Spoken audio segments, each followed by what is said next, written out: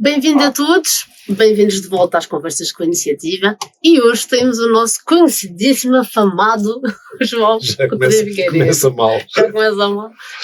Começa verdadeiramente. E queria-te perguntar, João, isto é para te enquadrar um podcast onde conhecemos as pessoas um bocadinho mais a título pessoal, tentamos perceber o que os motivou a adentrar depois de ter uma parte profissional dinâmica. O que é que leva uma pessoa que tem uma parte profissional desenvolvida, que tem uma vida para além da política, de repente, acordar para a política? Primeiro, deixa-me dizer que é um enorme gosto de estar aqui, a Sara, que tem esta iniciativa de conversas com a Iniciativa. Vocês não estão a ver, mas atrás da câmara dá o Martim, que é também responsável por as coisas que funcionam bem, e se há uma coisa que correu mal também é dele, portanto estamos à vontade, portanto obrigado aos dois e parabéns pela iniciativa. E quero saber como é que eu me encontro na política. Primeira coisa eu quero saber é quem é o João Coutinho Figueiredo antes de Iniciativa. Isso não é o meu terapeuta, sabe, tenho a impressão. As partes curriculares. Sou uma pessoa que fez toda a sua vida na vida empresarial, nos negócios, na gestão, e que a determinada altura teve assim um impulso, um apelo para entrar na vida pública e na vida política em concreto, porque sentiu-se um bocadinho culpado. Eu já chamei isto em termos públicos uma espécie de complexo de Deus, porque obviamente à minha escala não posso ser muito responsável, mas senti-me um bocadinho responsável por aquilo que a minha geração tinha feito, que era no fundo ter passado por aqueles anos de algum desenvolvimento português no final do século passado, ter entrado no século XXI mais ou menos sem perceber muito bem o que é que se estava a alterar à escala mundial e não ter impedido que em Portugal e um bocadinho também no resto da Europa as coisas fossem esmorecendo, tivéssemos tirado os olhos da bola, tivéssemos deixado dar prioridade ao crescimento económico. Conclusão, as oportunidades que os meus filhos tiveram para entrar no mercado de trabalho foram piores que as minhas. Portanto, entramos na zona de conforto, como é agradável. Sim, conformamos muito, demos as coisas por adquirido, quer dizer, demos a paz por adquirida, demos a prosperidade por adquirida, demos até a liberdade por adquirida, quando estamos muito pouco, quando nos querem, a propósito de pandemia ou de outra coisa qualquer, quando nos querem apertar os calos, não refilamos, demos as coisas por adquirida. E a verdade é que somos, nem é preciso ser um grande estudioso da história, vais ver com mais atenção o que se passou até chegarmos onde estamos hoje. E houve muita gente a sofrer e a lutar, e alguns a morrer, e a bater com os costados na prisão, para nós podermos ter o que temos hoje, em termos de direitos políticos, de direitos cívicos, e também das liberdades económicas que nos permitiram crescer alguma coisa, lá está, no final do século passado. Portanto, entrei na política porque às tantas dizem, sinto muito mal, é só mandar umas bocas de fora, escrever uns artigos, fazer umas tertúlias. Não, para ter o direito de refilar como deve ser, tem que dar o corpo ao manifesto. Tem que dar o corpo ao manifesto, ir lá para a arena e sujeitar-me a levar com as flechas. E isto coincidiu daquelas coincidências da vida que se calhar mostra que há aqui um desenho qualquer maior que o que nós imaginamos. Já tivemos essa discussão. Coincidiu mais ou menos com o desafio para ir para uma lista da Iniciativa Liberal. O Carlos já contou esta história, já está no livro dele também, diz que veio falar comigo e tal. Vocês já se conheciam antes ou era só da bolha? Não, só da bolha. Conheci aliás melhor o Rodrigo Saraiva do que o Carlos, mas foi com o Carlos que fui tomar, penso, um pequeno almoço numa pastelaria em Lisboa, e ele me disse, quero desafiar-te, e eu, com certeza, Carlos, vamos a isso, para o que eu puder ajudar, mete-me lá em 14º, 15º da lista. Não, é para cabeça de lista. E dizer, isso, cabeça de lista é que já não. Aí já vou ter que pensar. Sim, numa fase em que a Iniciativa Liberal não era nada, e que empregares a tua imagem a um partido. Não tinha. A minha imagem para mim era muito importante, mas não tinha importância nenhuma cá fora. Penso que a minha reputação... mas tu tinhas uma reputação já empresarial, mas não seria estragada com um partido que era decente e que defendia ideias corretas e até empresarialmente lógicas. Se defendesse aquilo e não fosse eleito, acho que não perdia uma coisa com isso. O raciocínio não foi esse. O raciocínio foi que o Carlos tinha mostrado uns números do que é que tínhamos conseguido nas europeias em Lisboa, e o que é que era preciso para eventualmente eleger. E olhei para aquilo e disse, isto com jeitinho faz-se. Portanto, não era um convite só para dar a cara, é para mudar de vida, não é? É para sair daquilo que tinha sido a minha vida corrente e ir à Assembleia da República fazer coisas que nunca tinha pensado fazer. E portanto demorei, já não lembro se foram 2 dias, 3 dias, para lhe dizer e falar com a família, porque já na altura tinha a noção. Hoje fala-se muito da intrusão na vida privada dos políticos, e já se percebeu que a vida privada não é só do próprio, é de um largo círculo que abrange família e amigos mais próximos, é toda a gente afetada. E são. A minha vida, desse ponto de vista, mudou bastante. Portanto, discuti com eles, com as possíveis repercussões disso, e acabei por aceitar, e o resto é história. E o que é que na Iniciativa Liberal te atraiu? As ideias. Tu já eras... eu sei que és um estudioso. Sim, mas era dos muitos liberais que não sabia. Portanto, tinha lido muita coisa sobre política, nunca me tinha forçado a catalogar-me exatamente, a saber se era um liberal clássico, mais escola austríaca ou outra coisa qualquer. Nunca me tinha forçado a fazer essa delimitação, mas à medida que ia lendo coisas que a Iniciativa Liberal publicava e que alguns dos membros mais destacados escreviam nos blogs, insurgentes especialmente, identificava-me com muita coisa. Portanto, percebi que era ali. Aquela coisa, encontrei o partido, portanto, percebi que era ali, como eleitor. E aliás, foi isso, se bem me recordo, e agora que falas nisso, reagi a um post da Iniciativa Liberal a dizer é isto mesmo. Não, até declarei que ia votar Iniciativa Liberal nas europeias. Num post, na altura do arroz? Na altura do arroz, exatamente. E foi aí que o Rodrigo me contactou e passámos a falar, e depois deu origem a outro convite. Mas eu era um dos muitos liberais que para aí há, e ainda há, que ainda não se reviram na Iniciativa Liberal, porque ainda temos trabalho para fazer, mas já era liberal e não sabia. E tinha aplicado muito dos ensinamentos básicos liberais na minha vida empresarial. Porque uma coisa que sempre percebi, ou cedo percebi que era importantíssima, era: tens uma equipa. As pessoas não são todas iguais, não são todas motivadas da mesma maneira. Tu podes achar que um sistema remuneratório, os salários e os prémios e as férias, não sei o que, é o que motiva as pessoas, mas ok, ninguém o tira fora, ninguém desgosta, mas o que motiva mesmo as pessoas nunca é só isso. E às vezes nem é isso. São outras coisas. Uma visão. Não, o meu ponto era que eram coisas diferentes. Uns precisavam de reconhecimento, outros precisavam de se sentir úteis, outros precisavam de ter muita autonomia para fazer as coisas. E quando eu percebi que tinhas que gerir isto dando às pessoas um bocadinho o que elas precisavam, na lógica individual, que somos todos diferentes e todos temos uma maneira de funcionar que é nossa, e portanto que temos que encontrar espaços para dar expressão a essa maneira de ser. Quando tu percebes isso, ok, já estás a tratar o mundo não como uma massa informe de milhões de pessoas, mas como um conjunto de milhões de somas de indivíduos. Muito bem. E, portanto, isso já era uma abordagem basicamente liberal, e portanto, tudo o resto resultava daí, da enorme importância da criatividade, que não existe se não tiveres liberdade pessoal. E, se pensares bem também, quando se fazia, eu quando estudei ainda se usava uma maneira de olhar para a natureza humana, que era a pirâmide de Maslow. Um psicólogo, também passaste por isso. Claro. Ainda hoje se usa tantas vezes. Portanto, que era uma pirâmide que na base tinha as necessidades básicas, não podes ter fome, podes ter frio, não podes não sei o quê, coisas um bocadinho menos básicas, e no topo da pirâmide estava aquilo que ele chamava self-actualization, que a melhor tradução portuguesa é autorrealização. É quando te sentes realizado, é aqueles momentos na vida em que tu dizes muito convictamente: nasci para isto. É isto. Certo.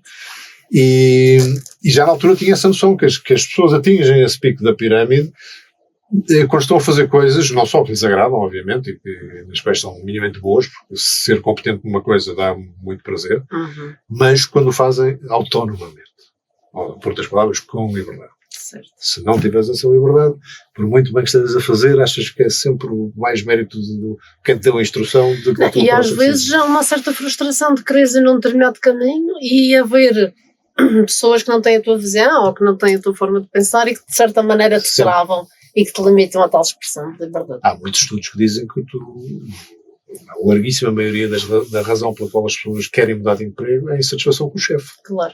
E é sentir exatamente que há alguém que os limita. Foi o teu caso. Foi o meu caso também. É, 2/3 ou 3/4 das pessoas. Eu acho que quem tem, embora eu acho que nós tenhamos e podemos até falar nisso, que eu acho também interessante, temos um sistema educativo que ainda não nos forma para sermos mentes pensantes, libertas e criativas, empreendedoras.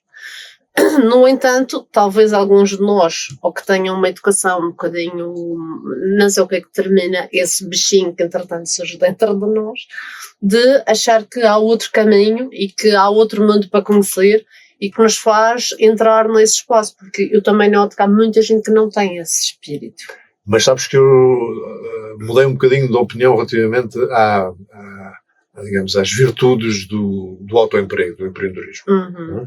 Porque os dados são mais ou menos estes. Aos 16 anos, há mais de 80% dos miúdos que dizem gostariam de ter uma atividade por conta própria. Uhum. E, portanto, essa aspiração de ser donos do seu próprio destino. Uhum. E depois, na prática, muito menos de 10% o fazem. Portanto, há aqui uma diferença não só entre a realidade e a aspiração, como tantas vezes acontece, entre o sonho e a realidade, mas também entre a capacidade e o sonho. Mas será há que muita é gente que acho que nem toda a gente nasceu para ser empresário, digamos assim.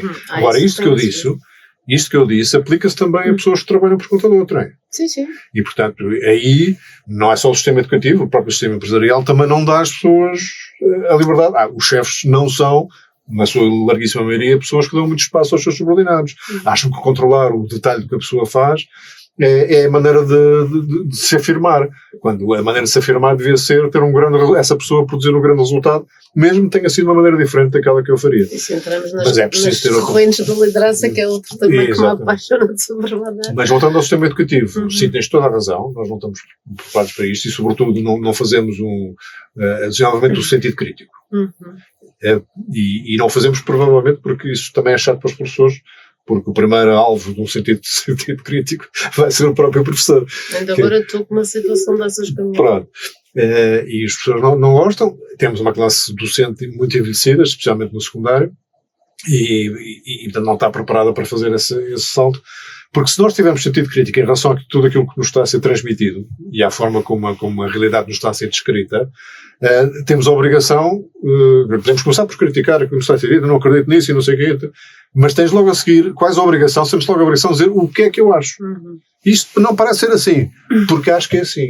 Portanto, essa necessidade de construir uma narrativa alternativa àquela que estão a dar, obriga-te exatamente a ganhar personalidade. E uma certa autoconsciência, desenvolvimento de uma certa expansão de si própria. E transformas-te numa pessoa no sentido puro do tempo. Tens a tua personalidade. Estás a expandir. Não é? Com os feedbacks dos outros. Agora, tens de sentir à vontade para fazer isso. Se és permanentemente admoestado por intervires ou fazeres perguntas incómodas ou manifestares discordância, chegas aos 10 anos e já nem tentas. Mas era aí que eu queria ir, é que temos essa aspiração aos 18 anos. O que eu acho é que daí, para já, é naturalmente que as pessoas não podem ir para o empreendedorismo à saída da universidade, ou da escola, porque não tens ainda vida, não é? Não tens experiência de vida. Depende. A maior parte das coisas tecnológicas, mesmo em Portugal, já não é aquela coisa de ir para a garagem dos pais fazer o Steve Jobs e os Gates e não sei o quê, não. Mas há muitos projetos que nascem nas universidades. Portanto, sem grande experiência de vida, como tu dizes, mas com uma experiência de técnica que, onde pode pecar é por não ter grande utilidade prática. Mas a forma como nesses ambientes já se pré-testam as ideias já faz com que a maior parte deles tenha alguma tecnologia faz sentido na criação de produto. Sim. Mas eu estou a falar mesmo do ponto de vista da criação do empresário em si próprio, porque é diferente do produto que ele vende. Eu tive muitos anos nesse ambiente. Fui business angel e empresário e tive muitas startups onde tinha participações e algumas delas funcionavam num espaço de coworking de uma aceleradora chamada BTI, que hoje tem grandes memórias, né? E a BTI tinha, não sei, num open space, talvez 20 startups em vários estádios de desenvolvimento.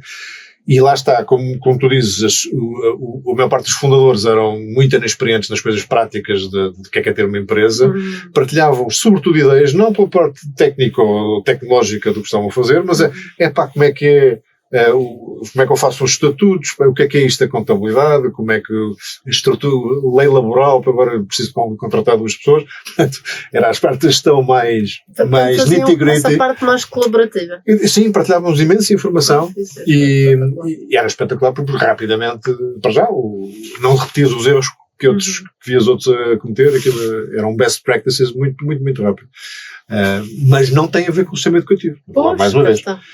Mas por acaso eu acho que não nessa extensão, porque eu acho que isso é o ideal, é pôr as pessoas a colaborar, e ainda há muito na escola aquela teoria do não olhes para o texto do vizinho, não se colabora, embora eu noto, agora com os meus filhos na escola, já há muito mais dinâmica de vamos fazer um projeto em conjunto, vamos fazer os trabalhos de grupo, construir qualquer coisa em conjunto. Eu noto que já há muito mais do que havia, por exemplo, no meu tempo. Portanto, sinto que também já começa a ver, não é aquilo que nós gostaríamos que fosse, porque não é um arranque brutal daquilo que tem que ser. Vou-te contar uma coisa que não é muito pública, não é muito discutida nas entrevistas que me fazem perguntas destas, que é, eu estive envolvido na criação do Lisbon MBA. Uhum. E se calhar sou eu que me falo muito nisso, porque o Lisbon MBA foi uma ideia que estava num programa do governo do Sócrates, já não me lembro qual dos programas. E portanto eu não confesso isto a muita gente, mas estava no programa criar um curso de pós-graduação em administração de empresas que possa vir a estar entre os 100 melhores do mundo. Uhum. E alguém pegou naquilo e estava a tentar fazer, entre eles e eu tinha estudado na Universidade Nova, o reitor da Universidade Nova, o Zé Ferreira Machado, pessoa de quem eu gosto imenso. Um abraço, Zé, se uma vez viste isso, se vires isto, e o Zé queixou-se que não conseguia, e eu naquele momento, por acaso, tinha uns assuntos conexos com aquilo e disse, mas eu posso ajudar. E portanto, peguei no que eu estava muito embrionário, tínhamos uma parceria com o MIT na altura, fomos para Boston tentar negociar aquilo, não foi muito fácil, mas lá se conseguiu. Conseguir juntar a Nova e a Católica foi ainda mais difícil do que convencer o MIT, porque não se misturam. Sim. Os egos dos professores também não foi uma coisa fácil. Mas depois, a minha dúvida, que a pessoa de marketing que sempre foi, espera aí, há 600 MBAs na Europa e 800 nos Estados Unidos. O mundo não precisa de mais um MBA, não é? Estritamente falando, a menos que seja um bocado diferente. O que é que podia ser diferente? Então peguei a minha experiência de recrutador, tinha estado às empresas, o que é que eu gostava de ter visto nos miúdos que eram entrevistados e que não tinha visto. Essa coisa que tu dizes do sentido crítico, capacidade adaptativa, uma certa naturalidade a lidar com mudança, flexibilidade mental, não bloqueares com o caos, isto é momentâneo, o caos permanente não é bom sinal, mas o caos momentâneo faz parte dos processos de mudança. E portanto, vamos fazer um curso em que habituemos as pessoas a viver em vários registros, desde que saibam qual é o objetivo final. Passam por turbulências, não é? Passam por estradas menos bem asfaltadas, menos lisinhas, mas sabem que estão num caminho qualquer. E então isto significava o quê? Como 80% dos candidatos dos MBAs eram ou engenheiros ou economistas das áreas da gestão e da economia, vinham formatados um bocadinho, as pessoas metemos processos. E metes dentro da caixa. Um arquiteto também diz, eu não percebo nada de números, eu sou mais criatividade. E estes diziam, não, eu sou mais das ciências exatas. E não sou criativo. E não sou criativo, e não gosto muito das coisas do marketing, eu não gosto muito da investigação não aplicada. E portanto, qual era o objetivo do curso? O posicionamento distintivo do curso era mostrar às pessoas que elas são capazes de muito mais, que temos de facto duas metades do cérebro por algum motivo, que é para usar as duas, não necessariamente ao mesmo tempo, nem na mesma altura, mas alternadamente, não? Mais caótico, mais organizado, outra vez caótico, outra vez organizado, e faz parte de um processo. A concepção é tipicamente mais desorganizada, a execução é tipicamente mais disciplinada. E então, como é que isto se materializava? Chegávamos à sexta-feira e não havia aulas. Havia coisas para mostrar às pessoas que elas eram mais do que achavam que eram, e punhamos a fazer coisas que eles nunca imaginavam conseguir fazer. E vinha esta propósito de trabalhos de grupo. Uma das coisas que tentávamos fazer, por exemplo, é pôr as pessoas a fazer vídeos sobre figuras históricas. Estamos a falar isto já há 15 anos, não é esta facilidade de com um telemóvel fazer mais alguma coisa. Dizer, olha, sejam um grupo, 5 ou 6, hoje é sexta-feira de manhã, sábado à hora do almoço, vocês apresentam o vosso vídeo, máximo 5 minutos, escolham a figura histórica que quiserem, façam como quiserem, o resto é vosso. Havia lá os materiais de vídeo, umas câmaras e tal. Primeira hora, pânico. Para quem é que vamos escolher? Não sei fazer isto, não sei o que, não sei o que mais. Lá eu andando, e Sara, chegavam a sábado, à hora do almoço, pessoas que achavam que não faziam ideia como é que isso se fazia e tinham peças extraordinárias. Portanto, o importante não era o trabalho, era o debrief do trabalho. Vocês conseguiram fazer coisas que não imaginavam ser capazes. Só precisavam de ter uma equipa capaz, um pretexto para retirar os vossos freios. O pretexto é, tens que apresentar uma coisa amanhã e eu acabou. e uma noção de que vai ser importante, que vai ser avaliado, e isso é uma coisa importante, porque isto de alguma maneira não é só para o vosso entretenimento. No fundo é um cobrar de crenças pressionado. Exatamente, não é? E a partir daí tu percebes, exatamente, percebes que a tua cabeça, que tu sempre achaste, a tua personalidade, a tua persona, que achaste que era isto, para receber a tua informação, e todos nós fazemos isso automaticamente. Tu vais no Natal, tocas os martelinhos no piano e há uma tia que te então gira, Sara, tocas tão bem, e tu de repente vais tentar tocar um bocadinho melhor e aprender outras coisas. De repente, o que fazes. Porquê? Porque te reforçaram essa parte. Sim. Mas se calhar, portanto, também podias ser uma excelente corredora de 3 mil metros de obstáculos. Sim. Mas ninguém te reforçou para isso. Sim. Portanto, nós não temos naquilo que nos vai dando prazer e reconhecimento e feedback. E chegamos aos 16, 17, 18 e parece que estamos numa coisa de fila única. Não tu encontraste essa expansão aqui na política? Encontro no sentido em que, número 1, tens de tratar de 1000 assuntos diferentes, portanto tens que alargar conhecimento. E depois tens de transformar aquilo que aprendes e que julgas saber ou que queres propor numa coisa que é inteligível, aceitável e até atraente para, à escala da iniciativa liberal, para centenas de milhares de pessoas. Isto é um exercício tramado. Pegar uma coisa deste tamanho, transformá-la, se calhar, em 4 frases atraentes, simples, mas não simplistas, para dizer às pessoas, é assim que gostaríamos de tratar deste assunto, seja os assuntos que são importantes para a região, aqui, os assuntos da habitação, os assuntos da saúde, como é que faríamos, como é que disciplinaríamos a despesa pública, etc. E, portanto, é um exercício de, primeiro, baralhar, ver tudo o que há e tentar arranjar um padrão. Ok, de um padrão tu consegues uma coisa que já é autocontida, mas não é transmissível. Ok, para ser transmissível para 100 mil pessoas, ou 200 mil pessoas, ou 1 milhão de pessoas, transformar aquilo numa ideia simples. E é um exemplo típico de como tu usas vários lados do cérebro, várias capacidades tuas. E várias experiências e vários setores da tua vida, da sociedade para transformar numa coisa nova. Eu sei que este podcast não é para dar conselhos a ninguém, mas se eu pudesse dar é que as pessoas tenham esta noção, que são capazes de fazer muito mais com o que acham, que não são só uma coisa, que há zonas que devem desenvolver, e isso faz-se expondo-se voluntariamente a experiências e a conhecimentos dessas outras áreas. E para além da floresta, não é? Portanto, a gente está ali numa clareirinha, acha que o limite da floresta está ali e às vezes convém à floresta ganhar um bocadinho de terra. Eu lembro quando estava nas empresas que geri, que dependia bastante de inovação, queria que a inovação não fosse só 3 ou 4 pessoas, o departamento de coisas fosse mais... E fui ler um bocado como é que... E lembro-me de ter, inclusive, tido uma sessão didática sobre criatividade e o formador me ter dito uma coisa que nunca mais me esqueci. Mas não é esta coisa de explotar nós temos imensos dados na nossa cabeça, em vários sítios, várias maneiras que vêm da nossa experiência de vida. E muitas vezes a inovação não é mais do que ligar 2 coisas que já cá estão, mas de uma forma original. E que inicialmente não teriam nada a ver, mas que de repente no teu cérebro... E como é que fazes isso? Com o estímulo, os estímulos não podem ser sempre iguais. Portanto, estimula de forma diferente. E dava então os conselhos práticos. Não vão sempre o mesmo caminho para o escritório. Não falem sempre com as mesmas pessoas quando vão ao bar ou à cantina. Quando estiverem numa estação de comboio, num aeroporto e com tempo para matar, não vão comprar a revista do costume. E eu, durante uns anos, se me visse no aeroporto, apanhámos muitas vezes, eu lembro de comprar revistas de tatuagens, de bordados... porque às vezes encontras lá uma coisa e dizes, isto é parecidíssimo. Mas não tu estás sempre dentro da tua gaveta, não consegues... Se tiveres um estímulo diferente, talvez tenhas um output diferente. E nós reagimos a estímulos. Agora, diz-me uma coisa, tu estás neste momento na Europa, portanto, temporalmente estamos em março de 2025, está a Europa a passar por um período extremamente complexo. Qual é... tu vês esperança na Europa e vês esperança em Portugal? Excelente pergunta que não cabia em 2 podcasts. Deixa-me sumarizar, lá está. Ideias muito complexas, vou sumarizar. Acho que Portugal e os outros países, mas falando de nós, devia estar perante, se os nossos responsáveis políticos governamentais tivessem coragem, devia estar a ser posto perante a seguinte opção. Portugal quer continuar no projeto europeu ou quer sair?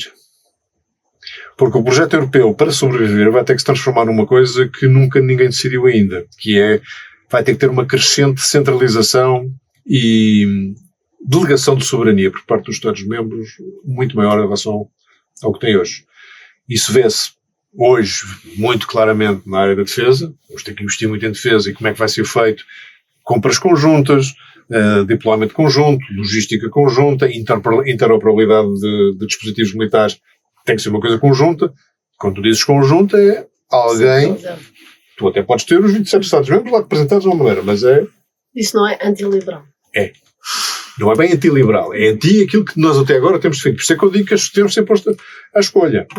E mesmo se olhares para o relatório da Draghi, que é uma coisa supostamente sobre competitividade e como é que ultrapassamos os bloqueios ao crescimento europeu, que agora é muito débil, há uma data de coisas que passam a ter que ser harmonizadas, coordenadas, centralizadas. Mais uma vez, esperamos o significado da expressão e é decisões mais centralizadas. Portanto, a Europa, respondendo à tua pergunta, para ter futuro, precisa de caminhar neste sentido. Não é necessariamente um federalismo, não é isso que eu estou a dizer, mas é com mais delegação de soberania do que temos hoje. Senão, não vai funcionar e pode implodir, pode perfeitamente implodir. O Draghi fala em riscos existenciais, eu estou de acordo, há riscos existenciais, pode deixar de existir a União Europeia se não cumprir os objetivos para que foi criada. E, portanto, a alternativa está fora. E quem defender que está fora tem por obrigação explicar às pessoas que estar fora significa ter um nível de vida diferente, para pior, bastante pior. Eu não vi ninguém a fazer esta conta. Estar muito vulnerável. Estar vulnerável, vais ter que te entregar, digamos assim, à proteção militar de outro grupo qualquer, mas fora isso podes viver com taxas de juros mais elevadas, com fronteiras, com controlos à circulação de pessoas e bens e com mais tarifas. Podes tentar proteger, mas pelas minhas estimativas, viverias com menos 25% do PIB ao fim de 10 anos do PIB potencial. A diferença dos PIBs, para um país que já tem as carências do nosso, viver com menos 25%, eu acho que era uma tragédia. Portanto, eu digo, e estou de acordo contigo, por isso é que eu estou a pôr isto desta maneira mais enfática. Isto não é um raciocínio normal para um liberal, mas é um raciocínio normal e para mim, que gosto de ser corajoso nestas coisas. Eu vejo o problema a vir e não vou fugir dele. Digo, a Europa, para sobreviver, vamos ter que delegar mais soberania. O que não significa que depois, noutros tempos mais favoráveis, possa voltar a uma certa individualidade. Não sei se isso depois volta para trás, porque eu acho que à medida que delegas soberania e se as coisas funcionarem, tiverem resultados, vais criando uma certa unidade política. Portanto, a resistência que tu tens hoje a delegar soberania porque és uma nação soberana, tens depois menos, porque já te consideras tão europeu como português, eventualmente um dia, e portanto essas coisas mudam ao longo do tempo. É uma construção longuíssima, uma unidade política e uma unidade cultural então muito mais, são séculos. Mas é um caminho que nós decidimos começar a trilhar por motivos de paz. O projeto nasceu para assegurar a paz. É uma questão, cá estávamos, voltamos à base do Grande Massa. Exatamente. Não queremos balas a voar e mísseis a voar. Não está a funcionar muito bem e pode no futuro funcionar pior. Depois percebeu-se que isto é que era precisamente de ser giro, porque para criar mais paz, criar interdependência económica. Primeiro foi a interdependência, depois é que percebeu isto não é só interdependência, isto é crescimento económico, portanto a prosperidade passou a ser um objetivo da União, e depois resolvemos, já que estamos juntos, o que é que nos une? Estes valores liberais, de amor à democracia, ao Estado de Direito, à liberdade, à separação de poderes, às liberdades individuais, e portanto também era um espaço de liberdade. Tudo isto está mais ou menos sob ataque. E está sob ataque, digo eu, diz a Iniciativa Liberal e dizem todas as campanhas, porque tirámos com prioridade o crescimento económico. Não porque o dinheiro ou os números sejam mais importantes. Não é isso. É que sem os recursos para isso... Não se consegue... Exatamente. Não consegues dar oportunidades às pessoas, não consegues pagar o Estado Social Europeu que nós tanto nos orgulhamos, e bem, que nos sustém de outros sítios. Não consegues, por exemplo, rearmar sem ter que fazer escolhas difíceis. Não consegues ter um conjunto de políticas sociais que são importantes. E, portanto, derrotas o teu próprio objetivo. Portanto, eu não queria acabar num tom dramático, mas um tom dramático. Esta opção, é explícita ou implícita, é que está a ter que ser tomada. Ou estás fora, empobrecendo, ou estás dentro, estando preparado para perder mais soberania. Eu estou preparado para isso porque confio muito nos portugueses. Quer dizer, eu sei que, independentemente do nosso tamanho, consegues ter influência nestes fora. Mas tens que estar desassombradamente assim. Porque esta coisa de achar que o mundo é preto e branco e tens de tomar decisões dicotómicas, ou eu só estou na União Europeia, mas não quero partilhar soberania nenhuma, isso já foi chão de uvas. Eu vou-te só temos mais um minuto, eu vou-te só fazer uma pergunta muito particular, porque essa centralização que tu falas, e que eu entendo perfeitamente que seja necessária, depois faz um contraponto que nós sentimos muito presentemente, muito na pele aqui na Madeira, que é normas europeias que estão a contemplar os grandes países e que se esquecem das particularidades e individualidades de um pequeno núcleo que não tem dimensão para. Vou-te dar o exemplo, por exemplo, de critérios construtivos, ou por exemplo, para tu teres aqui na Madeira uma produção de bovinos biológica, tens que ter não sei quantos hectares para ou não sei quantos metros quadrados ou quilómetros quadrados por cada vaca. Isso aqui é absolutamente impossível. Agradeço a pergunta porque tocaste num tema que eu já devia ter tocado, que é a Europa também perdeu a noção do que é a simplicidade necessária e a agilidade necessária. O monstro burocrático que se deixou criar, exatamente porque as pessoas querem regular tudo e querem ter segurança em tudo, não sei o quê, criou coisas que de facto, tem que haver flexibilidade. Essas sim, deve aparecer o movimento oposto. Regulamentos que são muito mais bem decididos na base local, regional ou até municipal, devem continuar assim e esse movimento deve aumentar. Nas características produtivas, respeitar as áreas da região, e aí sim, tudo o que é... Faz a pergunta ao contrário, nesse caso concreto, a exploração de vinhos biológicos. O que risco você estás a correr se não for exatamente aquela dimensão da propriedade? Portanto, porque é que existe? Porque há algum gajo do mercado, esse tentou usurpar uma soberania que não lhe compete, nem ninguém, se alguém me perguntasse aos Estados-membros, ninguém lhe delegava assim.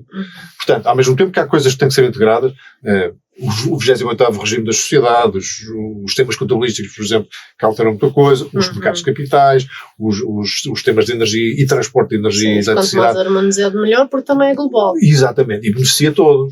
Esses sim, grandes coisas que depois permitem, na base, as pessoas funcionarem e os países funcionarem o mais livremente e o mais subsidiariamente possível. Isto sim, volta a ser bastante liberal, portanto, não se assustem, eu não deixo de ser liberal desde que fui para a Europa, só que vejo o mundo com outro ângulo e outra amplitude e acho que devo dizer-vos que estas são as questões que vamos ter que responder. João, obrigadíssimo pela tua presença aqui, obrigado por vires apoiar o núcleo territorial nestas eleições, e temos muitas batalhas ainda para fazer, e a vocês, até ao próximo episódio. Muito obrigado. Tchau, obrigado.